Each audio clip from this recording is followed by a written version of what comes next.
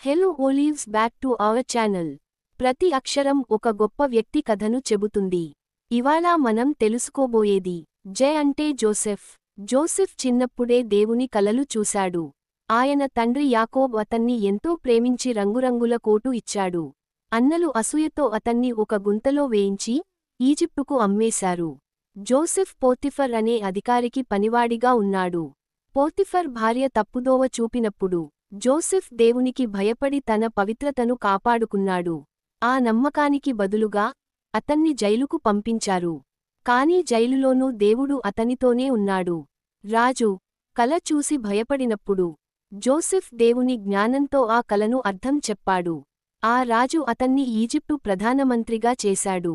తర్వాత అతని అన్నలు వారి దేశంలో కరువు వచ్చిందని ఈజిప్టుకు వచ్చారు. జోసెఫ్ వారిని క్షమించాడు.